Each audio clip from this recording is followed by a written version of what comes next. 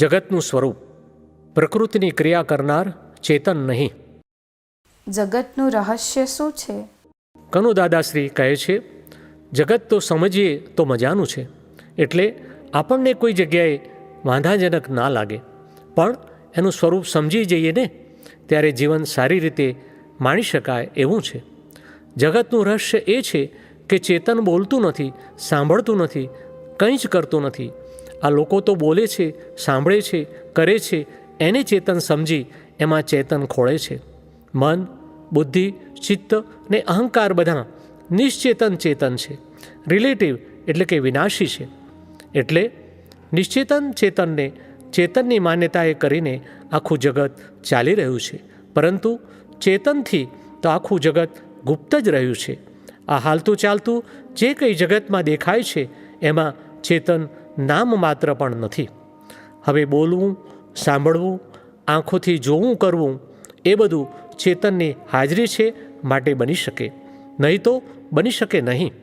આમાંની એક પણ ક્રિયા ના બને. પ્રકૃતિની ક્રિયા કરનાર ચેતન નથી, એ બધી નિશ્ચેતન ચેતનની ક્રિયાઓ છે, પ્રાકૃત ક્રિયાઓ છે. જગતને લોકભાષામાં સચરાચર કહે છે. આપણી પણ સચરાચર સ્થિતિ છે, પરંતુ કોઈ સચરાચર સ્થિતિને જાણતું નથી. સચરાચરનો અર્થ સચર, અચર. પરમાત્માવાળો ભાગ એ અચર છે અને શરીરવાળો ભાગ સચર છે, અર્થાત હાલતો ચાલતો. માનેલા હુંથી જગત ઊભું થાય. ચેતન અને જડની હાજરી અનાદિથી છે અને અનંતકાળ સુધી રહ્યા જ કરે છે. બેઉ નોખા છે, જુદા છે, સ્પષ્ટ નોખા છે, છતાં પણ સાથે ને સાથે છે. બેયની હાજરીમાં સામીપ્ય ભાવને કારણે બે જુદા ગુણોવાળી વસ્તુનું સાથે હોવાપણાને કારણે વચમાં વધારાનું પરિણામ ઊભું થાય છે. બે નોખા છે, છતાં પણ વધારાનું અર્થાંત વિશેષ પરિણામ વિભાવ ઉદ્ભવે છે. એટલે આખું જગત વિભાવના કારણે ઊભું થાય છે. ચેતનની હાજરી હોય નહીં અને ચેતન ઉપર સંયોગોનું દબાણ હોય નહીં. અને આ પૂતગલનો સ્વભાવ વિભાવમાં કોઈ દહાડો પરિણમે નહીં. એ દબાણ આગળ કોઈનું ગજું નથી કે એ દબાણને સમજી શકે. દબાણ થતાં આરંભ આખો અહીંયા કહેલો છે. તો પૂતગલનું એવું તે કેવું દબાણ કે જેથી હું ઊભું કર્યું? કનુદાદાશ્રી કહે છે, પૂતગલે ઊભું નથી કર્યું, પરંતુ હું એ જ હું ઊભું કર્યું છે. હવે કયું હું? તો કહે માનેલું હું.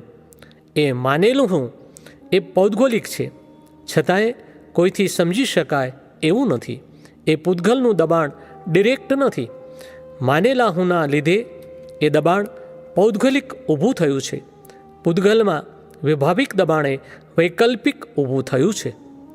ઇવોલ્યુશનના ક્રમમાં મનુષ્યમાં આવ્યા પછી બરોબર એને દબાણ આવે છે. એ દબાણને લીધે પછી વિકલ્પ ઊભો થાય છે. વિકલ્પ તો મનુષ્યભાવમાં જ ઊભો થાય, બીજી કોઈ ગતિમાં ના થાય. એ ઊભો થયેલો વિકલ્પ કુદરતમાં જઈ અને સમષ્ટિમાં સ્ટોર થતાં જ એ પછી પાછું અહીંયા એમની પાસે જ આવે છે. અને એ જુદા જુદા સ્વરૂપે આવે. પર્વતોમાંથી આવે, દરિયામાંથી આવે, નદીઓમાંથી આવે, વરસાદોથી આવે, બધા જાત જાતના જીવડાઓમાંથી આવે. જેમ સમય બદલાતો જાય તેમ જીવડાઓના પ્રકારો એ બદલાતા જાય. તે જીવડાઓથી નથી બદલાતા, એ કર્મના પ્રકારો બદલાય છે, બીજું કશું જ નથી. જેમ કર્મો મનુષ્યો બદલાય છે એવા એના રૂપ, એવા જીવડાઓ બદલાઈ જ જાય છે.